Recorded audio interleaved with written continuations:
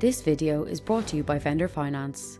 If you're looking for car finance and want the best available motor finance rates, check out vendorfinance.ie and apply online today. Vendor Finance is 100% Irish owned. See the comment section for more details. Hello and welcome back to the Cars Ireland YouTube channel. This week's video is brought to you by Vendor Finance. Apply for finance online in a personalised digital portal and get a decision fast with Vendor Finance. They are 100% Irish owned expert finance brokers, and you can find more information in the comment section below. And so without further ado, I am very excited to introduce you to this week's test car. It is the much anticipated, much hyped, much talked about Skoda Enyaq, their first fully electric family SUV and their first electric vehicle available on the Irish market. Now, since the arrival of the Volkswagen ID4 earlier in the year, there have been many people, myself included, waiting for Skoda to do what Skoda does best and bring us a more spacious, more practical and better value option. So is that what they've managed to do here? Well, you'll have to keep watching to find out. But before you do, you might consider giving this video a thumbs up or a like and a share, subscribing to the channel if you'd like to keep up to date with all the latest new car launches. We really do appreciate your support. Now, I'm never one to concentrate too much on styling in a review because at the end of the day, we've all got eyes and can see what the car looks like and whether we like it or not. But I do have to say that I think this is some really nice design from Skoda. And it strikes a nice balance between your typical handsome Skoda SUV and something a bit more exciting. Now, it is kind of similar to the ID4 in silhouette in that they've both got that slightly awkward part SUV, part coupe type stance. But on the Skoda, this kind of blacked out panel down here makes it look like it's got a bit more ride height than it is. And it's just a bit sharper and less bulbous. In my opinion, better looking, but do let us know which one you prefer in the comments section below. And as for the boot, well, quelle surprise! It's absolutely massive at 585 litres. So to put that into context for a current Skoda driver, that's about 60 litres larger than what's in the Karoq, but obviously not quite as big as the 800 and something litres you get in the Skoda Kodiaq with the back seats down. But there is no 7-seat option on the Enyaq, so you have all of this space available all of the time.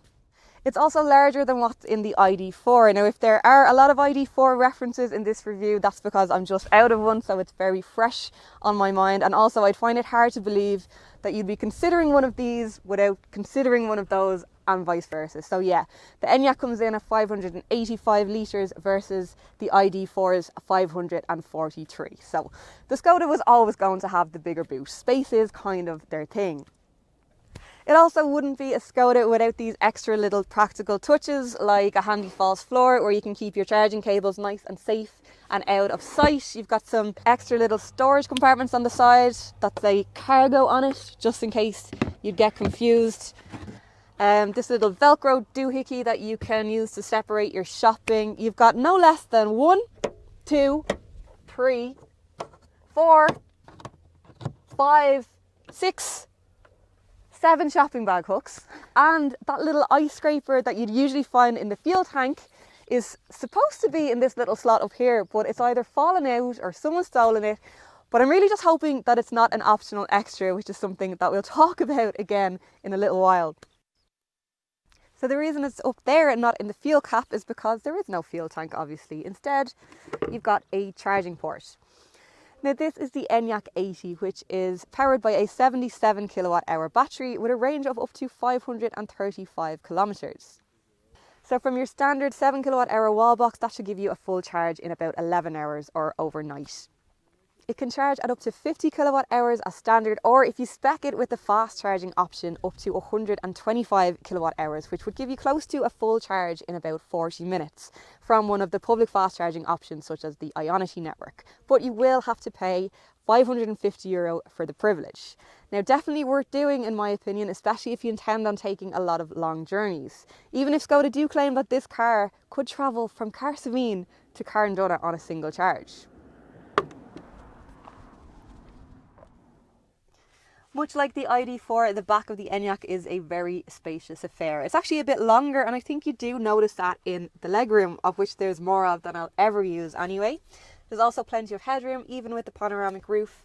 And this bulky rear-facing child seat fits in just as well, with plenty of room for another one on this side and room in the middle still for a child or smaller adult to sit in between. You've got no hump in the floor there either, which is very handy for leg room. Lots of storage in both the door frames and the back of the seats. Doesn't have that clever little pocket up here for holding a phone for entertaining purposes like they do in the Volkswagen, but they do have one down here, which to be honest is just no use to me now that I've seen it the other way. But however, you've also got a pull down centre armrest complete with cup holders. There's a ski hatch into the boot. So there's not really much more you could ask for from a back seat really. Oh, except a couple of USB charging ports, which believe it or not are actually an optional extra. So if you want them, you have to spec it as part of the family pack, which I am a big fan of, by the way, because you also get those inbuilt sun blinds, which are very handy, but I really do think that those should be standard, as should that cool little pocket thing. So before I get into the front seat, I have to make sure that they haven't forgotten their Skoda roots, despite being all fancy and electric now. And sure enough, the famous door umbrellas remain. And we really could have used these in the Volkswagen review last week. So finally, from the front of the cabin, I can confirm that it's also very nice and very spacious up here. And this is some really nice design. It feels quite minimal. Again, being an electric car doesn't quite need as much stuff. They've gone with a dinky little gear selector along the centre console here, which is nice and easy to use, doesn't take up too much space, and leaves the centre console nice and clutter-free, but with plenty of storage areas to store your bits and bobs and keys and coffees. And there's even a larger area under here that you could even put a small handbag out of sight. I'm very happy to see that there are at least 2 USB charging ports in the front here, as well as a wireless charging pad that takes 2 mobile phones at the same time. But again, optional extra. The whole thing is centered around this massive Tesla-esque touchscreen in the center here. It's 13 inches wide, and that is the standard size no matter what Enyaq you buy. It's a very similar operating system to what's on offer in the ID4, in that it's quite uncomplicated. The graphics are crisp, it's very easy to use. And if you want to make it even simpler, again, it is compatible with Apple CarPlay and Android Auto for an even more familiar system.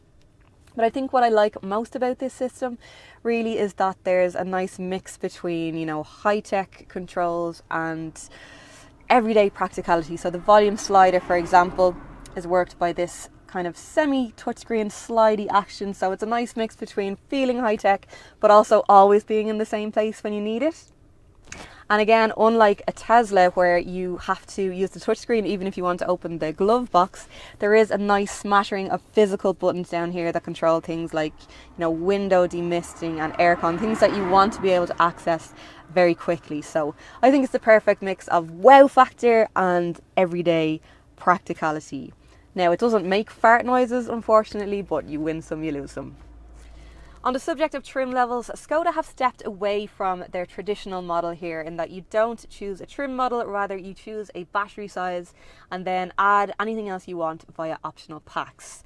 So the 2 versions available are the Enyaq 60, which is powered by a 58 kilowatt hour, 412 kilometer range battery and a starting price of about €37,500. And then this Enyaq 80 with its 77 kilowatt hour battery up to 535 kilometres of range for a starting price of €45,000. And both of those prices are inclusive of government grants and also 3-year servicing plans. Okay. Standard features on the Enyaq 80 include that massive 13-inch touchscreen. There's a reversing camera, ambient lighting in the cabin. You've got a nice little puddle light when you open the door. A virtual cockpit, which is a little bit on the small side, but it still shows you everything you need to see. And then you've got a heated leather steering wheel complete with real pressable buttons and not those semi-touchscreen things, which I don't miss, to be honest. So is it nicer inside than the ID4? Well, subjectively, I think yes. I think it feels a little bit more luxe. There's a bit more design on board. But again, I would be very interested to hear your thoughts on that in the comment section below. So yeah, the option list. Now, this is where things can get a bit hairy, because even though it's a great idea in principle to only pay for those things that you really want, if those things that you really want are in different packs, it's a bit of a pain because you end up having to pay for both of them. So say, for example, I want adaptive cruise control and wireless phone charging. They're in different packs, so I need to pay for both, and some of them are over €1,000 each. So even though this car has €8,500 worth of options specced, there's still no USB ports in the back. So that's just something I found a bit frustrating when I was trying to spec my ideal Enyaq. And it's very easy to see that attractive entry-level price climb into Tesla territory very quickly. Tesla, however, cannot offer this level of space for the price tag. Well, not yet anyway. And that, I suppose, is the most pertinent point at the moment.